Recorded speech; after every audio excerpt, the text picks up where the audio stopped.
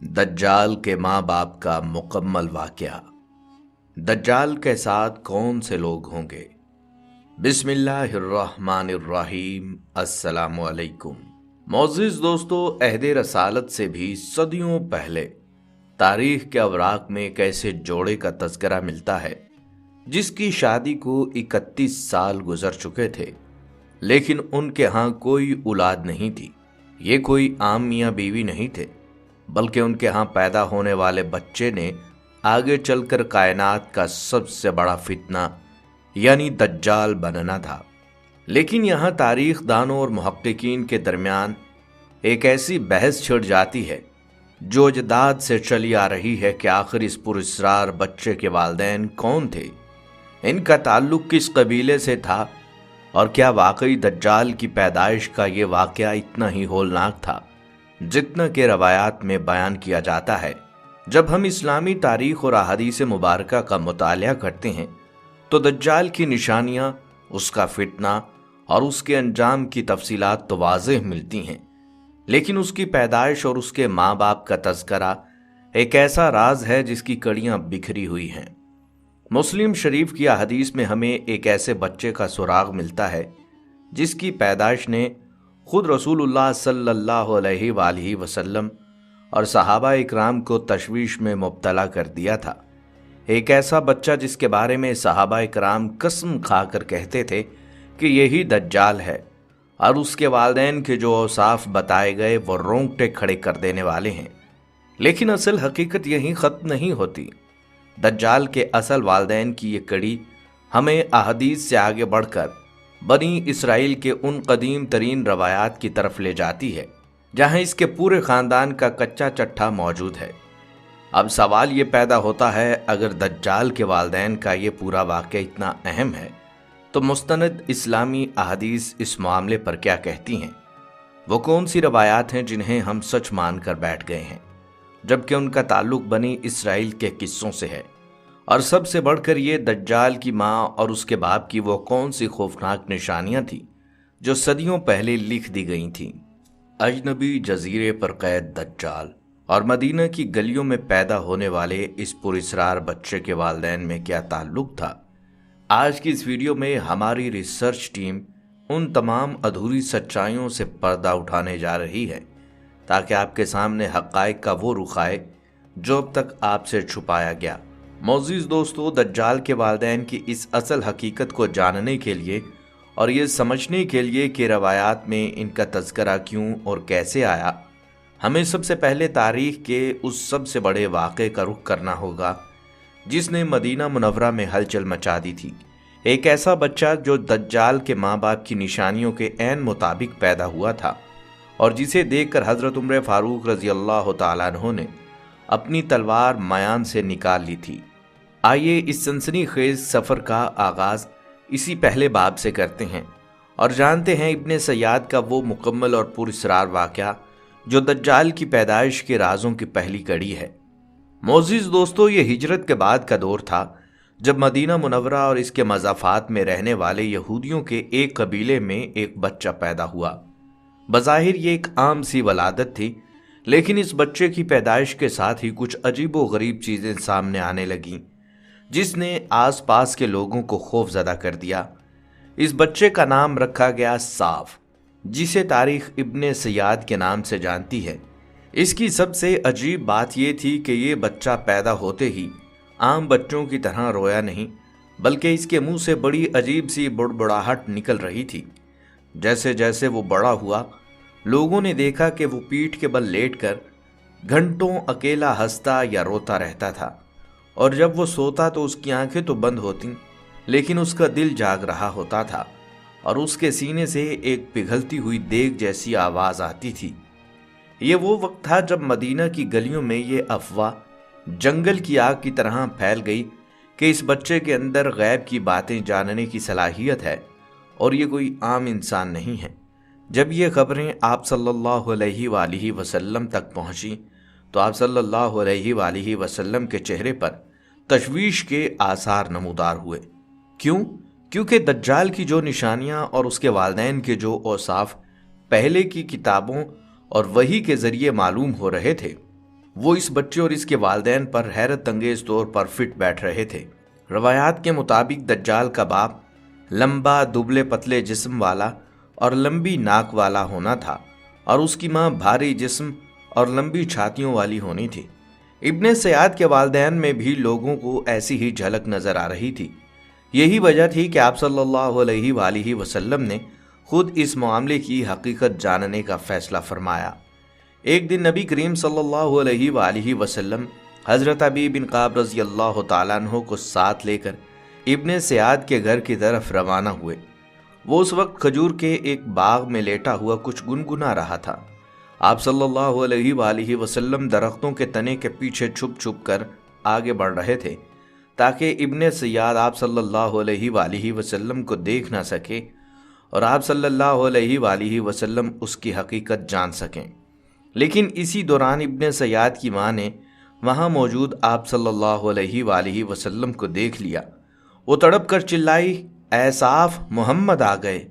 آپ صلی اللہ علیہ وآلہ وسلم نے اس وقت فرمایا، اگر اس کی ماں خاموش رہتی تو آج اس بچے کا پورا سچ سامنے آ جاتا۔ اس کے بعد آپ صلی اللہ علیہ وآلہ وسلم اس کے قریب گئے اور اس کا امتحان لینے کے لیے پوچھا، کیا تو گواہی دیتا ہے کہ میں اللہ کا رسول ہوں؟ اس پراسرار بچے نے آپ صلی اللہ علیہ وآلہ وسلم کی طرف دیکھا اور انتہائی گستاخانہ لہجے میں کہا، میں گواہی دیتا ہوں کہ آپ امیوں کے رسول ہیں۔ پھر اس نے آپ صلی اللہ علیہ وآلہ وسلم سے پوچھا، کیا آپ گواہی دیتے ہیں کہ میں اللہ کا رسول ہوں؟ اس بچے کی یہ جرت دیکھ کر وہاں موجود حضرت عمر فاروق رضی اللہ تعالیٰ عنہ کا جلال دیکھنے کے قابل تھا۔ انہوں نے فوری اپنی تلوار میان سے نکالی اور عرض کیا، یا رسول اللہ صلی اللہ علیہ وآلہ وسلم، مجھے اجازت دیجیے کہ میں اس منافق کی گردن اڑا دوں۔ لیکن کائنات کے سردار حضرت محمد صلی اللہ علیہ وآلہ وسلم نے حضرت عمر رضی اللہ تعالیٰ عنہ کا ہاتھ روک دیا اور ایک ایسا جملہ ارشاد فرمایا جو رہتی دنیا تک کے لیے ایک گہرا راز بن گیا۔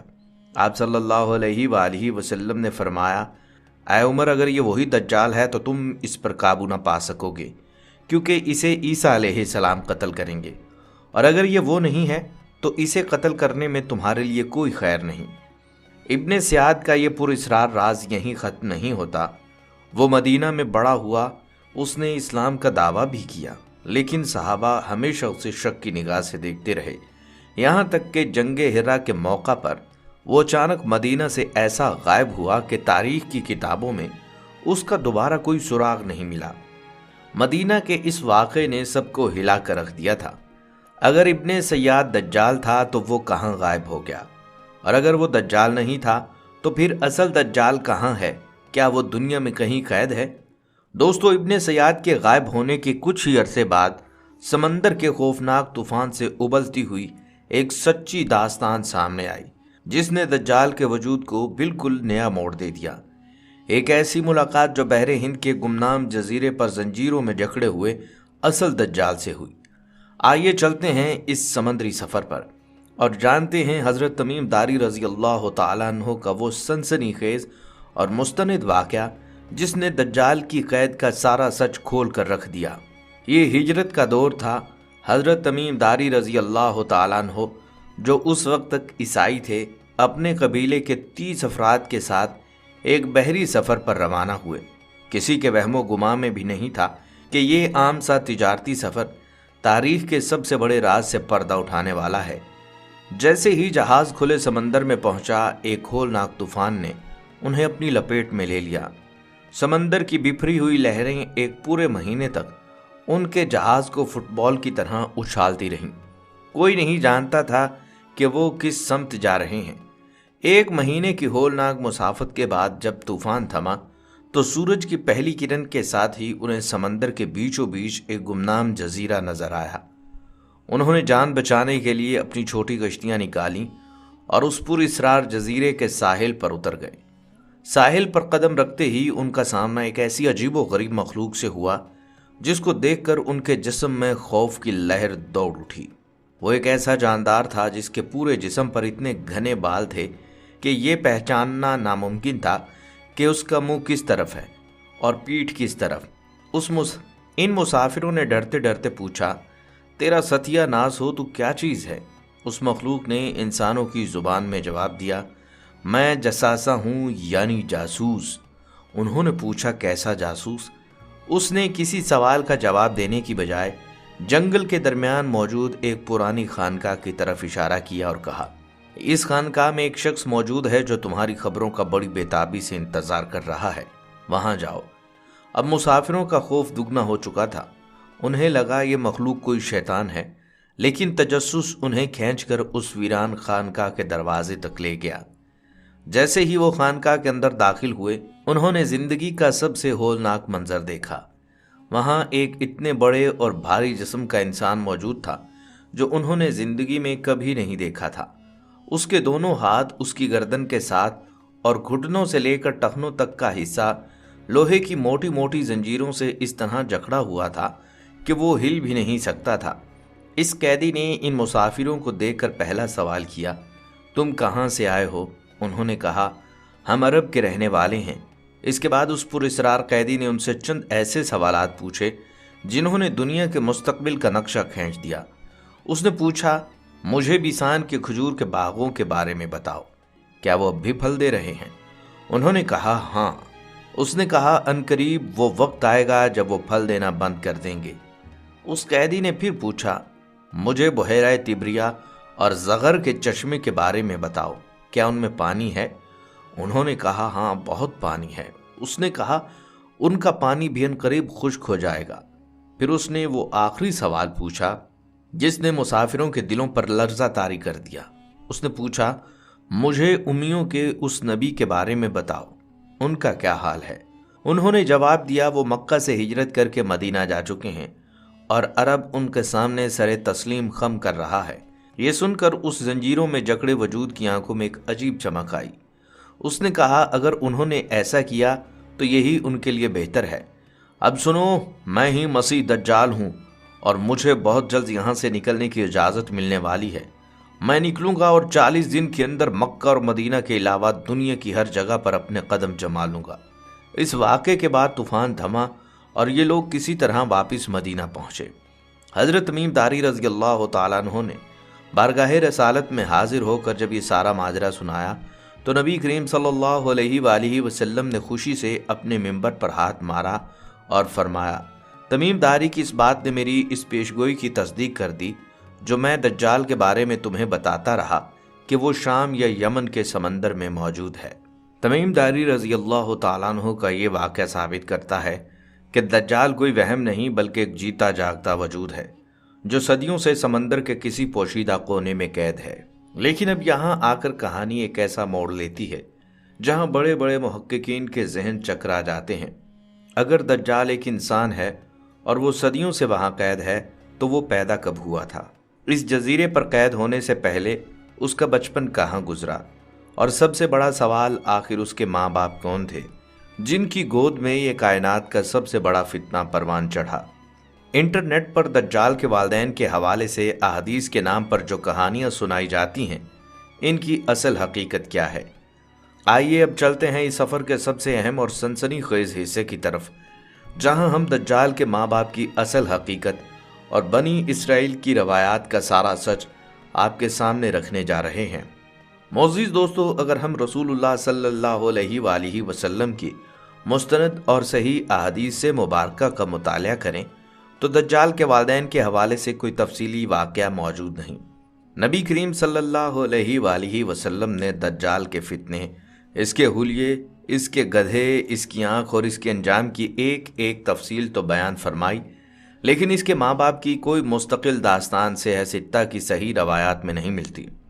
تو پھر سوال یہ پیدا ہوتا ہے کہ دنیا بھر میں دجال کے ماں باپ کا جو واقعہ اس قدر مشہور ہے وہ آخر آیا کہاں سے؟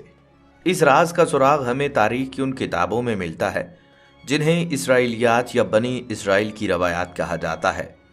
یہودیوں اور عیسائیوں کی قدیم تاریخی اور مذہبی کتابوں اور بعض ضعیف یا تاریخی قصوں میں دجال کی پیدائش کا ایک پورا پس منظر بیان کیا گیا ہے۔ ان روایات کے مطابق دجال کا تعلق بنی اسرائیل کے ایک ایسے قبیلے سے تھا جو اپنی بدعملیوں کی وجہ سے تباہ ہوا، جسے قبیلہ دان بھی کہا جاتا ہے۔ ان قصوں میں لکھا ہے کہ اس کے والدین نے 30 سال سے زیادہ کا عرصہ بے اولادی میں گزارا۔ وہ دونوں جسمانی طور پر انتہائی عجیب و غریب اوصاف کے مالک تھے، اور ان کے ہاں جب بچہ پیدا ہوا تو وہ بچپن سے ہی انسانوں کے لیے نقصان دہ ثابت ہونے لگا۔ چونکہ یہ روایات بنی اسرائیل کے قصوں سے لی گئی ہیں، اس لیے اسلامی اصول حدیث کے مطابق ہم نہ تو ان کی مکمل تصدیق کر سکتے ہیں اور نہ ہی انہیں جھٹلا سکتے ہیں، بلکہ انہیں صرف ایک تاریخی معلوماتی پس منظر کے طور پر دیکھا جاتا ہے۔ اگر ہم ان تمام کڑیوں کو آپس میں جوڑیں تو تصویر بالکل صاف ہو جاتی ہے۔ عہد نبوی میں مدینہ کے لوگ ابن سیاد کے والدین کو دجال کے ماں باپ اس لیے سمجھ رہے تھے کیونکہ ان کا حلیہ اور ان کے حالات ان اسرائیلی روایات اور پیشگوئیوں کے عین مطابق تھے جو اس دور کے یہودیوں میں مشہور تھیں۔ لیکن جیسا کہ ہم نے پہلے حصے میں دیکھا، ابن سیاد کا معاملہ دجال کا ایک علامتی فتنہ تھا، جبکہ اصل دجال وہ پراسرار وجود ہے جو حضرت تمیم داری رضی اللہ تعالیٰ عنہ کے واقعے کے مطابق سمندر کے کسی پوشیدہ جزیرے پر صدیوں سے قید ہے۔ لہٰذا دجال کی پیدائش اور اس کے والدین کی داستانیں دراصل تاریخ، اسرائیلی روایات اور ابن سیاد کے واقعے کا ایک ایسا امیزہ ہیں جسے وقت کے ساتھ ساتھ ایک مکمل کہانی کی شکل دے دی گئی۔ سچ یہی ہے کہ اللہ رب العزت نے دجال کی پیدائش کے وقت اور اس کے والدین کو ایک غیبی راز رکھا ہے تاکہ انسان کا پورا دھیان اس کے فتنے سے بچنے پر ہو، نہ کہ اس کے ماضی کی کھوج پر۔ دوستو، دجال کا ماضی چاہے کتنا ہی پراسرار ہو، لیکن اس کا مستقبل بالکل واضح اور طے شدہ ہے۔ وہ جب بھی اپنی قید سے آزاد ہوگا، زمین پر ایسا فتنہ برپا کرے گا جس کی مثال آدم علیہ السلام سے لے کر قیامت تک نہیں ملتی۔ لیکن ایک سچے مومن کے لیے اس فتنے سے ڈرنے کی بجائے ان تدابیر کو جاننا ضروری ہے جو کائنات کے سردار حضرت محمد صلی اللہ علیہ وآلہ وسلم نے ہمیں سکھائیں۔ آخر دجال کا انجام کیا ہوگا؟ وہ کون سی سورہ ہے جو اس کے خلاف ہمارا سب سے بڑا ہتھیار ہے؟ آئیے چلتے ہیں اس سفر کے آخری اور سب سے اہم حصے کی طرف اور جانتے ہیں فتنہ دجال سے بچاؤ کا وہ واحد راستہ جو ہمیں اس ہولناکی سے محفوظ رکھ سکتا ہے۔ دوستو، جب دجال اپنی قید سے آزاد ہوگا تو وہ زمین پر خدا ہونے کا دعویٰ کرے گا۔ وہ مردوں کو زندہ کر کے دکھائے گا، اس کے اشارے پر بادل برسیں گے اور زمین اپنے خزانے اگل دے گی۔ یہ فتنہ اتنا شدید ہوگا کہ انسان اپنے ایمان کو بچانے کے لیے پہاڑوں کا رخ کریں گے۔ وہ دنیا کے چکر کاٹتا ہوا بالآخر شام اور فلسطین کی سرحد پر پہنچے گا، اور یہی وہ جگہ ہوگی جہاں تاریخ کا سب سے بڑا معرکہ جنم لے گا۔ جب انسان مایوس ہو چکے ہوں گے، تب دمشق کے مشرقی سفید مینار پر کائنات کے ایک عظیم پیغمبر حضرت عیسیٰ علیہ السلام کا نزول ہوگا۔ دجال حضرت عیسیٰ علیہ السلام کو دیکھتے ہی اس طرح پگھلنا شروع ہوگا جیسے نمک پانی میں پگھلتا ہے۔ وہ اپنی جان بچانے کے لیے بھاگے گا، لیکن لد کے مقام پر حضرت عیسیٰ علیہ السلام کا نیزہ اس کے وجود کے آر پار ہو جائے گا، اور اس طرح کائنات کے سب سے بڑے فتنے کا ہمیشہ کے لیے خاتمہ ہو جائے گا۔ دجال کا انجام تو طے شدہ ہے، لیکن ہمارے لیے سب سے بڑا سبق یہ ہے کہ ہم اپنے اور اپنی نسلوں کے ایمان کو اس فتنے سے کیسے محفوظ رکھیں۔ کائنات کے سردار حضرت محمد مصطفیٰ صلی اللہ علیہ وآلہ وسلم نے ہمیں اندھیروں میں نہیں چھوڑا، بلکہ اس فتنے سے بچنے کا ایسا نسخہ عطا فرمایا جو ہر مومن کی ڈھال ہے۔ آپ صلی اللہ علیہ وآلہ وسلم نے فرمایا کہ جو شخص ہر جمعہ کے دن سورہ کہف کی تلاوت کرے گا یا اس کی پہلی اور آخری 10 آیات کو حفظ کر لے گا، دجال اس کا کچھ نہیں بگاڑ سکے گا۔ اس کے علاوہ نماز کے آخر میں فتنہ دجال سے پناہ مانگنے کی دعا سکھائی گئی۔ یہ وہ ہتھیار ہیں جو مادی نہیں بلکہ روحانی ہیں، ہر مومن کو اندرونی طور پر مضبوط کریں گے۔ لیکن سوال یہ پیدا ہوتا ہے کہ جب وہ فتنہ زمین پر مادی طور پر سامنے کھڑا ہوگا تو جسمانی حفاظت کے لیے مسلمانوں کو کیا کرنا ہوگا؟ کائنات کے سردار حضرت محمد صلی اللہ علیہ وآلہ وسلم نے ہمیں اس وقت کے لیے بھی متبادل راستے بتائے ہیں۔ آپ صلی اللہ علیہ وسلم کا پہلا اور سب سے بڑا حکم یہ ہے کہ جو شخص دجال کی آمد کے بارے میں سنے وہ اس کے سامنے جانے کی کوشش ہرگز نہ کرے، بلکہ اس سے دور بھاگے، چاہے اس کا ایمان کتنا ہی مضبوط کیوں نہ ہو۔ وہ دجال کے فریب اور جادو کو دیکھ کر گمراہ ہو سکتا ہے۔ اس وقت دنیا میں صرف 2 جگہیں ایسی ہیں جہاں دجال چاہ کر بھی قدم نہیں رکھ سکے گا، اور وہ ہے مکہ مکرمہ اور مدینہ منورہ۔ احادیث میں آتا ہے کہ ان دونوں شہروں کے ہر راستے اور گلی پر فرشتے صفे बनाए नंगी तलवारों के साथ पहरा दे रहे होंगे। जो मुसलमान उस वक्त वहां मौजूद होंगे वो अमन में होंगे। लेकिन यहाँ तारीख का एक ऐसा सनसनीखेज सच सामने आता है जो बहुत कम लोग जानते हैं। लोग समझते हैं कि दज्जाल मदीना में दाखिल नहीं हो सकेगा तो मदीना के तमाम लोग बच जाएंगे, लेकिन सच्चाई इससे मुख्तलिफ है। रवायात के मुताबिक दज्जाल मदीना के बाहर जबले हबशी के पास आकर अपना पड़ाव डालेगा और वहां मौजूद एक शोरीदा बंजर जमीन पर खड़ा होकर मदीना की तरफ इशारा करेगा और अपने पैरोकारों से कहेगा, क्या तुम उस सफ़ेद महल को देख रहे हो? वो अहमद मोहम्मद सल्लल्लाहु अलैहि वसल्लम की मस्जिद है। इसके बाद मदीने की ज़मीन पर 3 बड़े ज़लज़ले आएंगे। ये ज़लज़ले किसी तबाही के नहीं होंगे, बल्कि ये मदीने की ज़मीन को पाक करने के लिए होंगे। इन ज़लज़लों के खौफ से जितने भी मुनाफिक कमज़ोर ईमान इन ज़लज़लों के खौफ से जितने भी मुनाफिक कमज़ोर ईमान वाले और दज्जाल से मरगूब होने वाले मर्द और औरतें होंगी, वो खुद ब खुद मदीना से निकलकर दज्जाल के लश्कर में शामिल होंगे। उस दिन को तारीख में यौम खल्लास यानी पाक होने का दिन कहा गया है। यानी मदीना की हदूद के अंदर सिर्फ वही बच पाएगा जो अपने ईमान में सच्चा होगा। अब ज़रा उन मुसलमानों का सोचिए जो मक्का और मदीना से दूर दुनिया के दूसरे कोनों में आबाद होंगे। वो अपनी जान और ईमान कैसे बचाएंगे? इसके लिए रसूलुल्लाह सल्लल्लाहु अलैहि वसल्लम ने फरमाया कि मुसलमान दज्जाल के शर से बचने के लिए पहाड़ों की तरफ फरार हो जाएं। उम्मुल मोमिनीन हज़रत उम्मे सलमा रज़ियल्लाहु ताला अन्हा फरमाती हैं कि मैंने आप सल्लल्लाहु अलैहि वसल्लम से पूछा, या रसूलुल्लाह सल्लल्लाहु अलैहि वसल्लम, उस दिन अरब के लोग कहाँ होंगे? आप सल्लल्लाहु अलैहि वसल्लम ने फरमाया, उस दिन अरब के लोग बहुत कम होंगे और उनमें से ज़्यादातर बैतुल मुक़द्दस में होंगे। लोग अपने घर बार, ऐशो आराम और शहरों को छोड़कर पहाड़ों की गारों और कच्चे देहातों में पनाह लेने पर मजबूर हो जाएंगे ताकि वो दज्जाल की हुकूमत और इसके कारिंदों की नज़रों से ओझल रह सकें। ये इस बात की निशानी है कि दज्जाल के दौर में शहरों का निज़ाम मुकम्मल तौर पर उसके कंट्रोल में होगा। जो उसकी अतात नहीं करेगा उसे कहत और भूख का सामना करना पड़ेगा। ये वो दौर होगा जब दुनिया में दज्जाल की वजह से शदीद तरीन कहत पड़ेगा। वो जहाँ से गुजरेगा अपने मानने वालों को गल्ला और सोना देगा और नाफरमानों की ज़मीनें बंजर कर देगा। सहाबा कराम ने पूछा, या रसूलुल्लाह सल्लल्लाहु अलैहि वसल्लम, अगर ऐसा कहत होगा तो उस वक्त मुसलमानों की ग़िज़ा क्या होगी? वो कैसे ज़िंदा रहेंगे? कायनात के सरदार हज़रत मोहम्मद सल्लल्लाहु अलैहि वसल्लम ने एक ऐसा जवाब दिया जो अक्ल को दंग कर देता है। आप सल्लल्लाहु अलैहि वसल्लम ने फरमाया, उनकी ग़िज़ा वही होगी जो आसमानों के फरिश्तों की ग़िज़ा है, यानी तस्बीह, तक़दीस, तक़रीब और तहमीद। सुबहान अल्लाह, अल्हम्दुलिल्लाह, ला इलाहा इल्लल्लाह, अल्लाहु अकबर। जो मुसलमान उस दौर में अल्लाह का ज़िक्र कसरत से करेगा, अल्लाह ताला उसके ज़िक्र के अंदर ही वो ताकत रख देगा कि इंसान को ना तो भूख का एहसास होगा और ना ही प्यास का। ये वो गैबी और मादी हक़ाइक़ हैं जो दज्जाल के निज़ाम को तोड़ने के लिए हर मुसलमान के पास आखिरी हथियार के तौर पर मौजूद होंगे। दोस्तों, जब हम दज्जाल के मादी निज़ाम और मुसलमानों की हिजरत के हालात को समझ लेते हैं तो जहन में ये सवाल आता है कि ये फितना आखिर दुनिया के किस कोने से अचानक नमूदार होगा। रसूलुल्लाह सल्लल्लाहु अलैहि वसल्लम ने इसकी जुग़राफ़ियाई लोकेशन भी बिल्कुल वाज़ेह फरमा दी। अहदीस मुबारका के मुताबिक दज्जाल मशरिक़ की तरफ से नमूदार होगा और इसके खुरूज की ख़ास जगह ईरान का शहर अस्फ़हान होगा, जिसके एक मखसूस इलाके को तारीख़ में यहूदिया कहा गया है।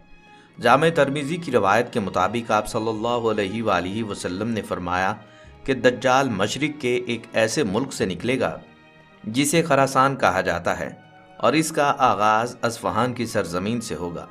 वो अपने इब्तदाई सफ़र में इराक़ और शाम के दरमियान के एक रास्ते पर पहुंचकर बाकायदा अपने फितने का ऐलान करेगा और दाएं बाएं हर तरफ से तबाही फैलाना शुरू कर देगा। लेकिन दज्जाल अकेला नहीं होगा, बल्कि इसके साथ एक बहुत बड़ा और मुनज़्ज़म लश्कर होगा। अस्फ़हान से निकलते ही उसका सबसे पहला और बड़ा हदफ वहाँ के मुकीम लोग होंगे। सही मुस्लिम की हदीस में आता है कि अस्फ़हान के 70,000 यहूदी दज्जाल का साथ देंगे, जिन्होंने अपने सरों और कंधों पर सब्ज रंग की भारी चादरें ओढ़ रखी होंगी, जिन्हें तयालसा कहा जाता है। ये वो लोग होंगे जो सदियों से अपनी किताबों की पेशगोइयों के मुताबिक अपने एक निजात दहिंदा या बादशाह का इंतज़ार कर रहे हैं, और जैसे ही दज्जाल गैर मामूली शैतानी ताकतों के साथ नमूदार होगा, ये उसे अपना वही बादशाह तस्लीम करके उसके झंडे तले जमा हो जाएंगे। ये दज्जाल की फौज का सबसे मजबूत और मादी बाजू होगा।